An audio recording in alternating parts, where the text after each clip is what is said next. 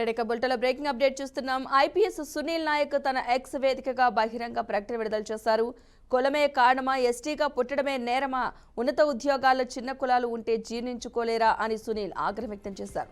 2024లో FIR నమోదులో తన పేరు లేదని, కావాలనే తను ఇరికించారని ఆవేదన వ్యక్తం చేశారు. తన పాత్ర లేని దగ్గర తనను వాంటెడ్గా కేసులో పెట్టారని ఫిర్యాదుదారుడు కాల్ చేసి ఎక్స్ సీఎం మీద పివి సునీల్ కుమార్ మీద చెప్పు లేదా నువ్వు కేసులో నేరస్తుడివి అవుతావని బెదిరింపులకు పాల్పడ్డారని తెలిపారు. ఇక ఈ కేసులో ఉద్దేశపూర్వకంగానే పలువురిని కేసులో ఇరికించడం జరిగిందని ఐపీఎస్ సునీల్ నాయక్ తెలిపారు. ఇక ఈ వ్యవహారం అంతా కోర్టులో ఉండటం వల్ల ఈ విషయాలన్నీ సరైన సమయంలో బయట పెడతాను, నా తల్లిని అవమానించిన ప్రతి ఒక్కరిని చట్టం ముందు నిలబెడతా అని సునీల్ నాయక్ స్పష్టం చేశారు.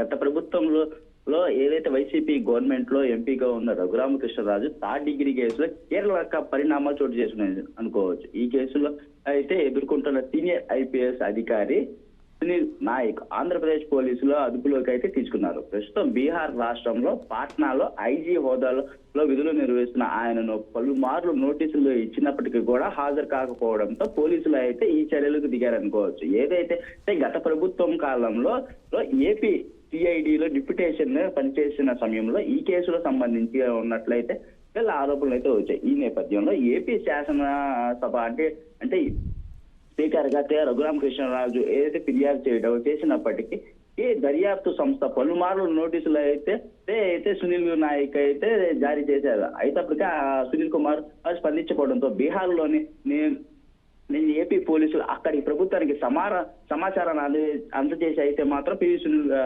సునీల్ నాయకుని అయితే అదుపులోకి తీసుకోవడం జరిగింది.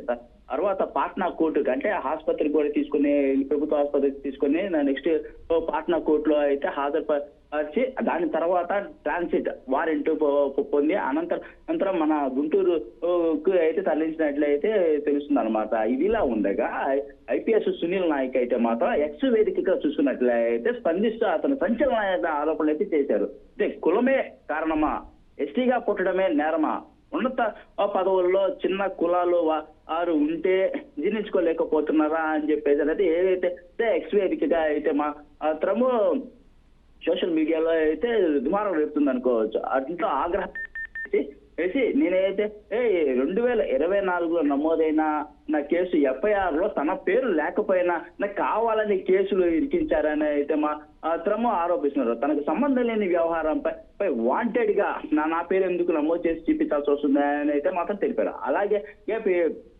ఏదైతే ఫిర్యాదుదారుడు ఫోన్ చేసి మరి మాజీ సీఎం మరియు ఏదైతే ఇప్పుడు ప్రెసిడెంట్ డీజీగా ఉన్న PV Sunil Kumar RRR harassment కేసులో అయితే మాత్రం ఇంట్రాగేషన్ థర్డ్ డిగ్రీలో భాగంలో ఉన్న వీరిపై పివి సునీల్ కుమార్ పై ఆరోపించలేకపోతే ఆరోపించాలి, నువ్వు అతనిపై ఏదో ఒకటి నువ్వు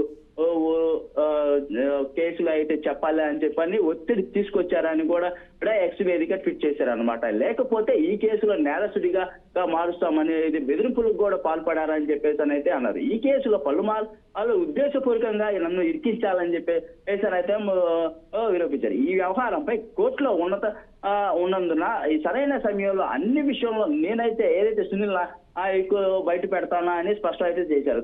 తన తల్లిని ఏదైతే కన్న తల్లిని అనుమానించారని చెప్పేసి అని అవమానించారని చెప్పేసి అని ఏదైతే వారిని చట్టం ముందు నిలబెడతానని చెప్పి అనేసి అయితే హెచ్చరికలు జారీ చేశారు. Padma. Right, thank you Suvarna Babu.